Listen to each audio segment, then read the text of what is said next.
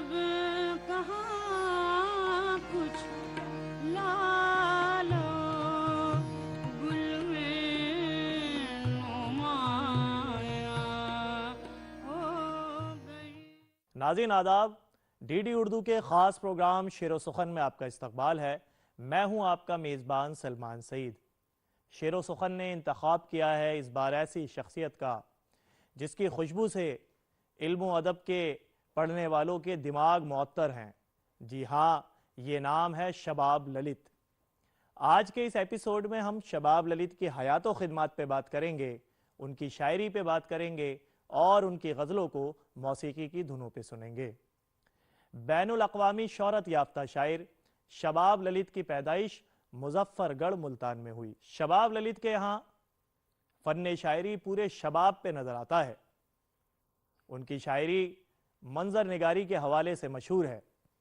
जब वो अपनी शायरी के हवाले से अपने एहसासात और जज्बात का मुरक्का खींचते हैं या तस्वीर बनाते हैं तो ऐसा मालूम होता है जैसे वो तस्वीर बातें करती हों। उन्होंने हिंदी और उर्दू की बहुत सी किताबें लिखीं और अदब की बेशबहा खिदमात अंजाम दी। आइए नाजरीन, शबाब ललित के बारे में मज़ीद जानकारी के लिए एक्सपर्ट को सुनते हैं। नाजरीन, जनाब शबाब ललित जिनका ताल्लुक़ शिमला से था, तक़सीम वतन से पहले आपकी पैदाइश मगरबी पंजाब मुल्तान ज़िले के एक कस्बे से मुजफ्फरगढ़ में हुई। ये तकरीबन 1933 का ज़माना है। शबाब ललित साहब ने अपनी इब्तिदाई तालीम वहीं से हासिल करने के बाद पंजाब यूनिवर्सिटी से पीएचडी की। आपकी पीएचडी का मौजू उस वक्त के बड़े मशहूर व मारूफ शायर जनाब बिशंबर लाल मुनव्वर लखनवी पर आपका काम था। उस वक्त जो उनके आसपास का मंज़र था, ख़ास तौर से शेरी मंज़र, जिसके इर्द गिर्द जनाब शबाब ललित साहब की ज़हनी परवरिश हो रही थी, उसमें कुछ तहरीकें भी चल रही थीं। जैसे दरगाह सहाय सुरूर साहब का नज़रिया, जनाब अल्लामा इकबाल साहब का नज़रिया डेवलप हो चुका था, पूरी तरीके से वो वाज़ेह था। लेकिन इन सब चीज़ों की मौजूदगी में ये बड़े लोगों की नज़रियात जनाब शबाब ललित की ज़िंदगी पर भी असरअंदाज हुए, लेकिन उनकी शायरी ने कदरे एक अलग राह अपनी अख्तियार की। इसी ख़त्ते में उनके जो हम उम्र लोग थे पंजाब में, ख़ास तौर से जब वो शिमला में रह रहे थे, तो नरेश कुमार शाद उनके बड़े अच्छे दोस्तों में थे, हम उम्र भी थे। तो जो शबाब ललित साहब की ज़िंदगी में, उनके शेरी रवैयों में और जिस तरीके से उरूज उनको हासिल हुआ, उनकी तसनीफ़ात आईं, उनकी शेरी मजमूए, ख़ास तौर से मिज़राब का बड़ा ख़ासा इलाक़ों में उसकी गूंज हुई। ख़वास ने उसे बड़ा दिल से कबूल किया। उनमें वुज़रा, हुक्काम ने उनकी पज़ीराई भी हुई। पतवार को बहुत ज़्यादा अहमियत हासिल हुई। पुरवाई जो उनका तीसरा शेरी मजमूआ था, यहाँ शबाब ललित साहब ने पूरी तरीके से अपने जो एक शेरी आहंग था उनका क्लासिकल, वो उसको पूरी अदबी हलकों में बड़ी पज़ीराई के साथ कबूल किया गया, जहाँ उनके क्लासिकल अदब को लोगों ने तस्लीम भी किया। इतना न बन सवर के ज़माना ख़राब है, इतना न बन सवर के ज़माना ख़राब है, मैली नज़र से डर के ज़माना ख़राब है। नाजरीन, जब शबाब ललित अपनी शायरी में अटखेलियाँ करते नज़र आते हैं तो इस तरीके के अशार कहते हैं। आइए इस गज़ल को मौसीकी की धुनों पे सुनते हैं जिसको डीडी उर्दू ने ख़ास तौर पर आपके लिए सजाया है। आइए लुत्फ़अंदोज़ होते हैं।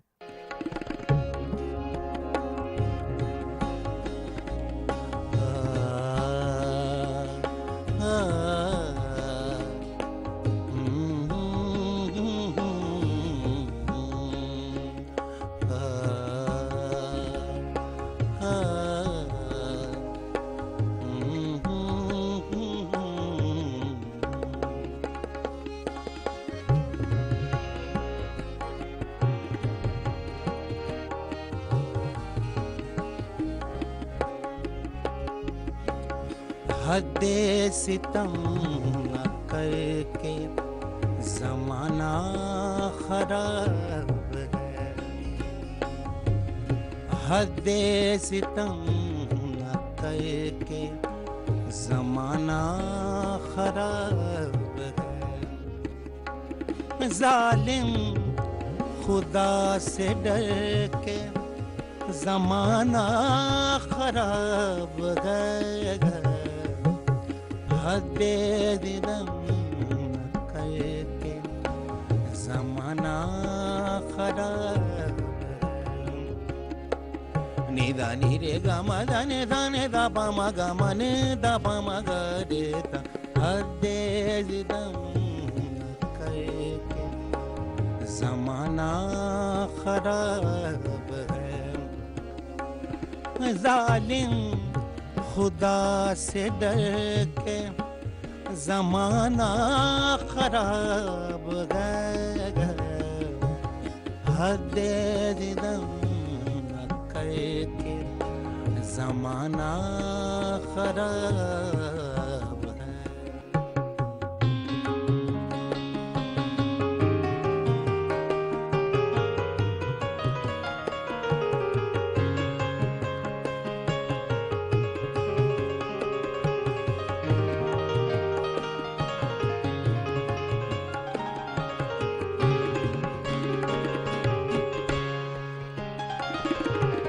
मेहनत शऊर तजुर्बा तालीम तरबियत,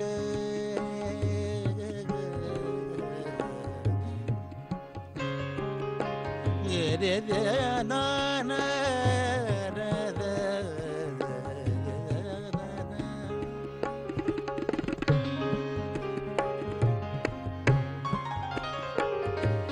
मेहनत शऊर तजुर्बा तालीम तरबियत, सब कुछ है बेअसर के जमाना खराब, सब कुछ है बेअसर के जमाना खराब। जालिम खुदा से डर के जमाना खराब है, हद्दे जमाना खराब, हद्दे जमाना खराब है।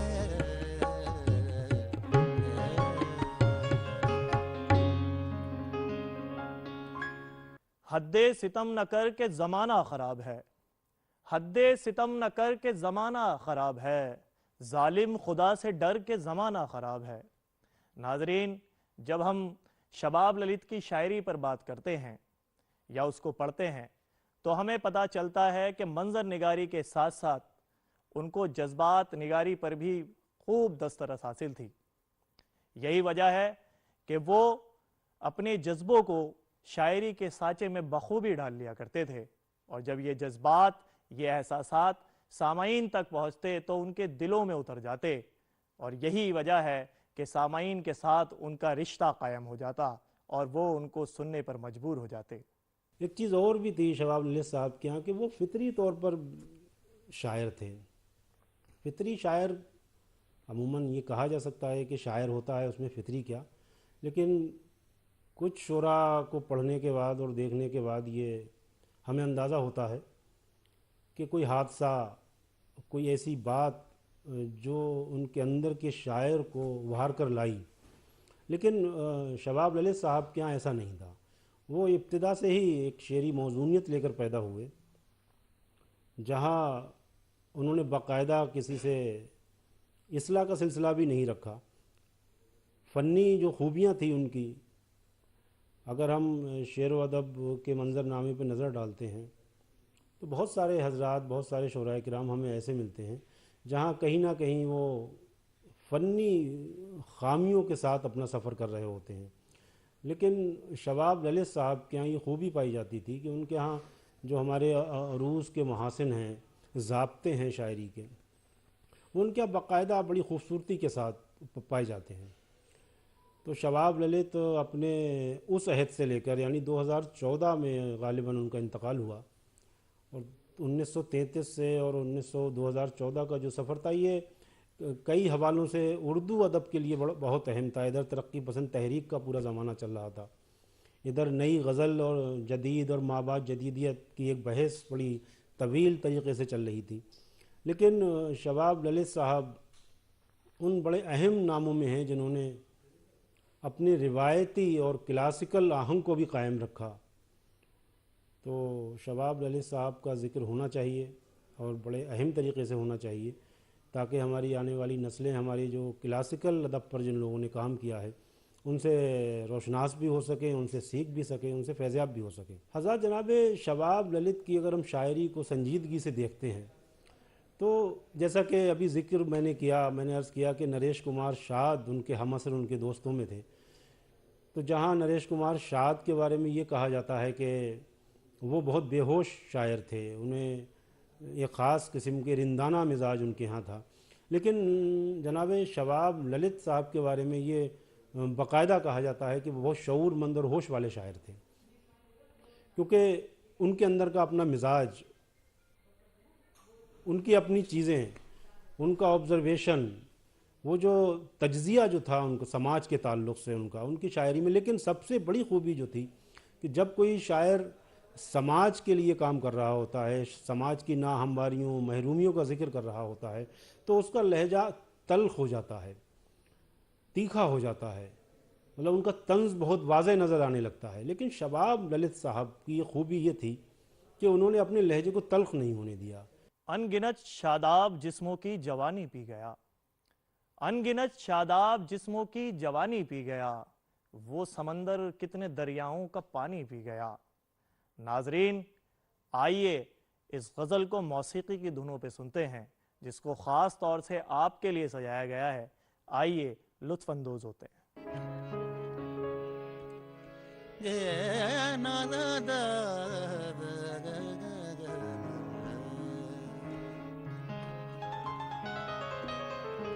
अनगिनत शादाब जिस्मों की जवानी पे गया,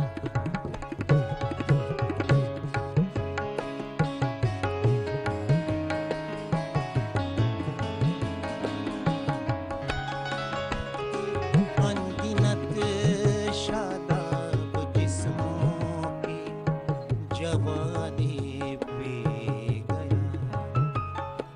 अनगिनत शादाब जिस्मों की जवानी पे गया।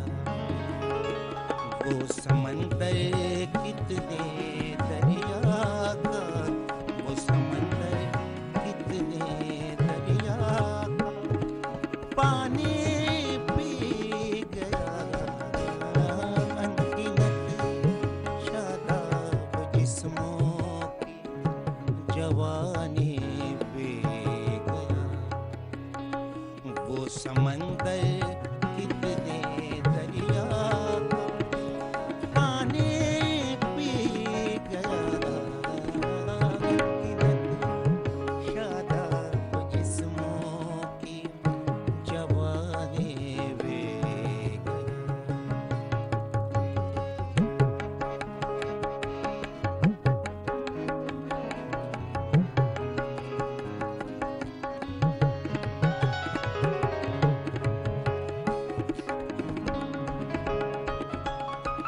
मेरे अरमानों की फसलें इसलिए प्यासी रही,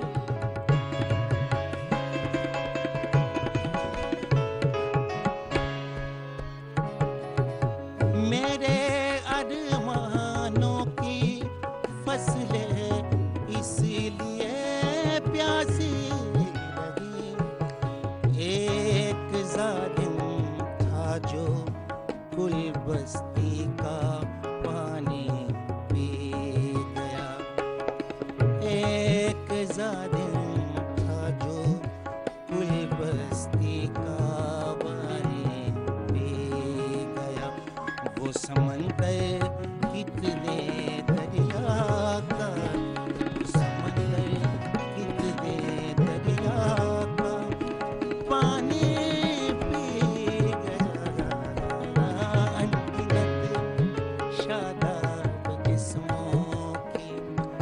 जवानी वे गया।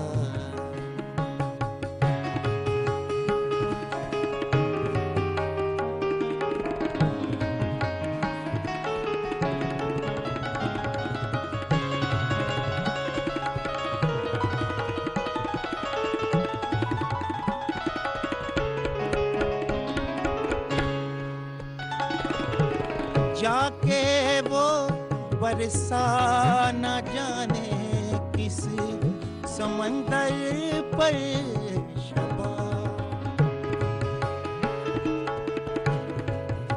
जाके वो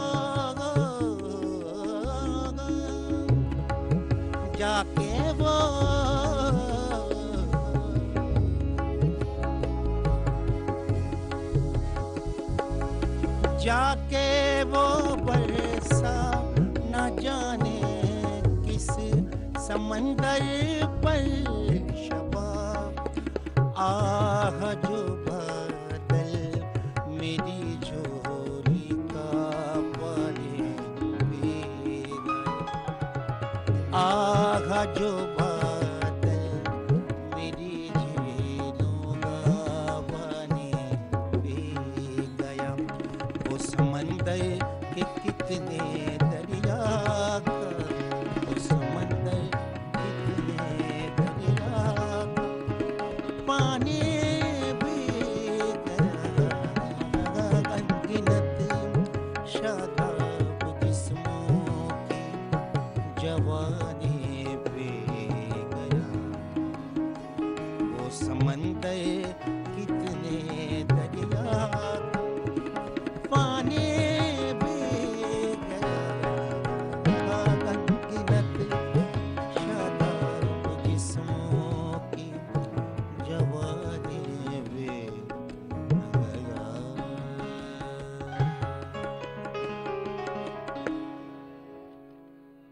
नाजरीन, जब हम शबाब ललित को पढ़ते हैं तो हमें यह भी पता लगता है कि अगरचे वो तरक्की पसंदों में से नहीं थे या वो तरक्की पसंद की तरफ माइल नहीं थे, लेकिन वो रजत पसंदी भी पसंद नहीं किया करते थे। यही वजह है कि उनकी शायरी रिवायत और जिद्दत का मुरक्कब है। कहीं कहीं जब हम उनकी शायरी पढ़ते हैं तो हमें ये महसूस होता है कि उनकी शायरी में रिवायती आहंग भरपूर मौजूद है। जब यही आहंग सामाईन तक पहुंचता है तो उनके दिलों में उतरकर वो काम करता है जिसको हम तगज़्ज़ुल की शायरी कहते हैं। और इसके साथ साथ ये बताना भी ज़रूरी होगा कि सिर्फ तगज़्ज़ुल ही नहीं, उनकी शायरी के अंदर इंसान दोस्ती मिलती है, मुख्तलिफ जज्बात मिलते हैं और कहीं कहीं फ़लसफ़े भी हमें मिलते हैं। हम इस वक्त जो शबाब ललित साहब की शेरी खिदमात और उनकी शख्सियत के पहलू पे बात की जा रही है, तो मैं यहाँ उनकी शायरी का ख़ास तौर से ज़िक्र करना चाहूँगा कि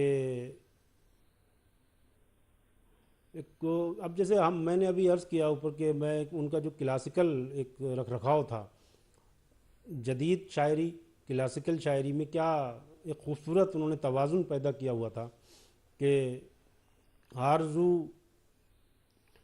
आरज़ू एक नदी हो जैसे, ज़िंदगी तशना लबी हो जैसे।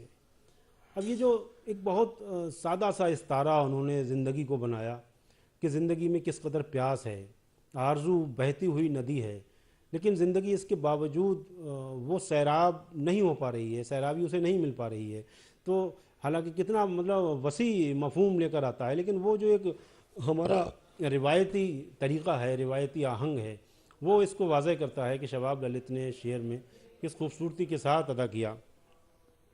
और कल ही बिछड़े थे मगर लगता है, कल ही बिछड़े थे मगर लगता है, एक सदी बीत गई हो जैसे।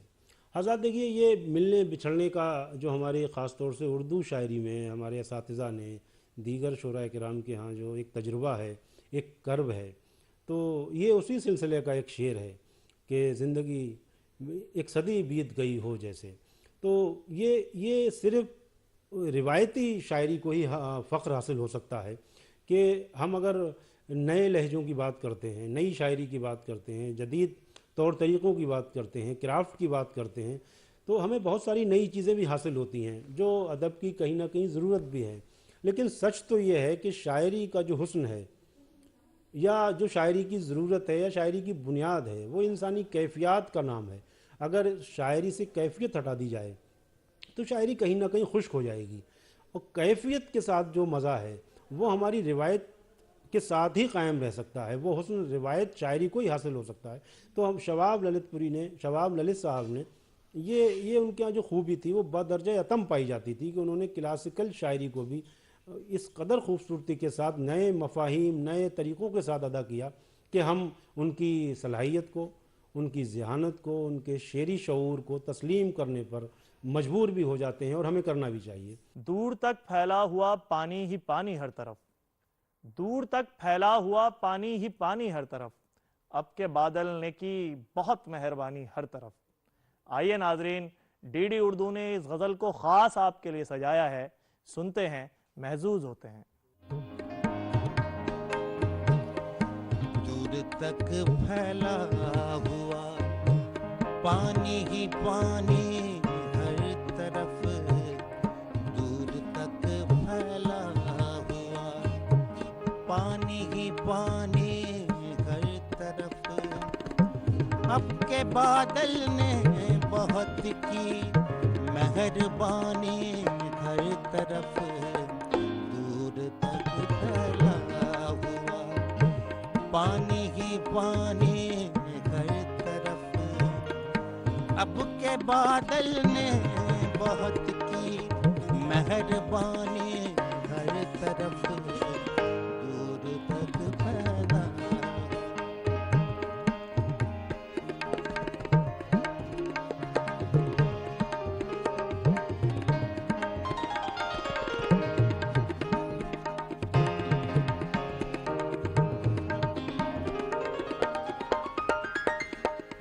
आग के छू हवा के बाद बाम की नाव,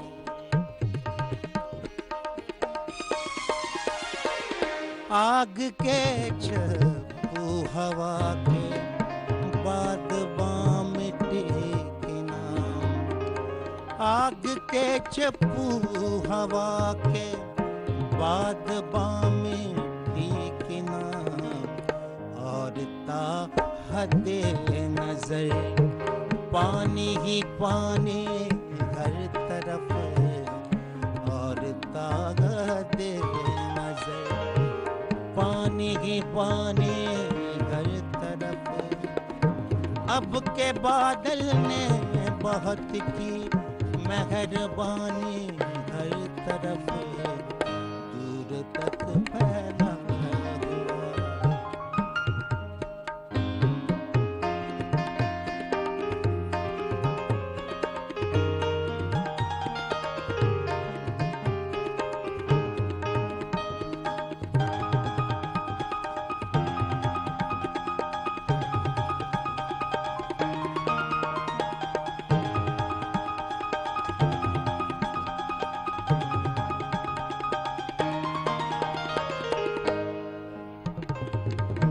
बेबसी पर अपनी खुद अल्फाज हैं हैरान शबाब,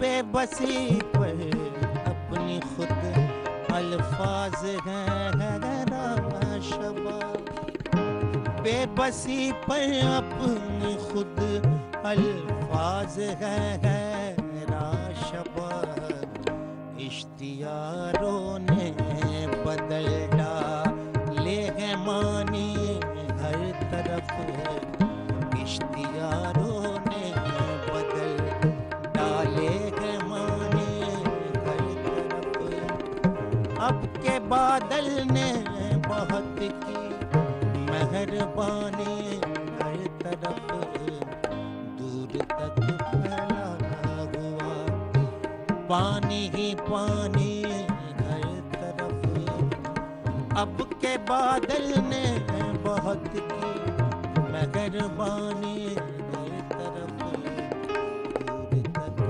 फैला हुआ।